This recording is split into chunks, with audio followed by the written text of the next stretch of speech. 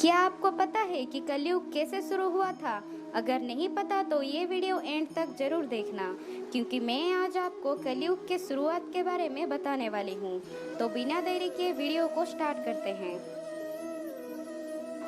कलयुग के शुरुआत की जानकारी अनेक धार्मिक ग्रंथों पर मिलती है, लेकिन इसका संपूर्ण विवरण गुजरात के वालका तीर्थ में लिखित रूप से है।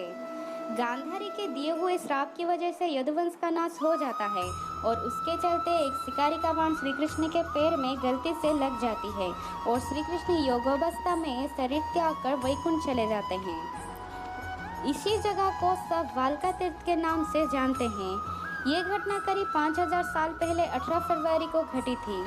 सूर्य सिद्धांत के अनुसार 18 फरवरी 3102 ईसा पूर्व मतलब 18 फरवरी 3102 BCE को भगवान श्री कृष्ण धरती त्याग के वैकुंठ चले गए थे और उसी रात के 12 बजे से मतलब 19 फरवरी 3102 BCE को कलयुग का आरंभ गुजरात का वालका तीर्थ से हुआ था। उसके बाद अभिमन्यु और उत्तरा के पुत्र परीक्षित को इस बात का पता चला। वो उस वक्त का एक बहुत ही शक्तिशाली और प्रतापी राजा थे। उन्होंने तय किया कि वो धरती में कलयुग को रहने की जगह नहीं देंगे। तभी एक दिन जब वो सरस्वती नदी के तट से गुजर रहे थे तो उन्होंने देखा वहाँ एक गाय है जो कि रो रही है और एक बैल है जिसका एक ही पैर है। वो गाय बड़ी दुख से बोल रही थी कि धरती पे अभी श्री कृष्ण की चरण स्पर्श नहीं मिलेगी और सिर्फ रो रही थी।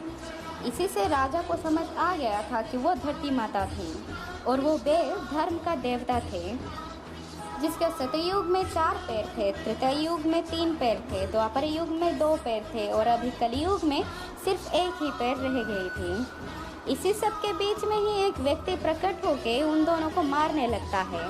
तभी परीक्षित ने बड़े गुस्से में वहाँ जाते हैं। राजा को गुस्से में देख के उसने डर के मारे चरण पकड़ के खुद का परिचय कलयुग के नाम से दिया।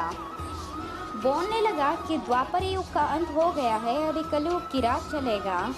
परीक्षित ने उसे गुस्से में राज्य छोड़ के चले जाने को कहा।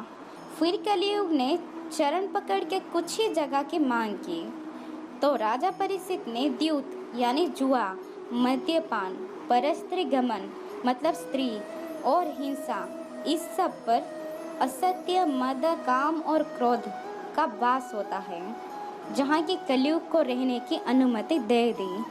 पर कलयुग को उतना काफ़ी नहीं था, इसलिए उसने और जगह की मांग की। इसी वजह से राजा ने स्वर्ण यानी सोने पर रहने की अनुमति दे दी। उतने में ही कलयुग ने राजा परीक्षित के सोने के मुकुट में बस गया और वहाँ से कलयुग का राज शुरू हो गया।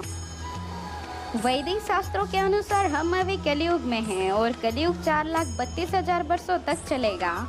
सोचने वाली बात तो ये है, अगर राजा परीक्षित ने सोने का मुकुट निकाल देते तो क्या कलयुग शुरू नहीं होता? वैसे जो होना था तो हो गया, लेकिन आपको अगर वीडियो पसंद आया तो लाइक कर देना।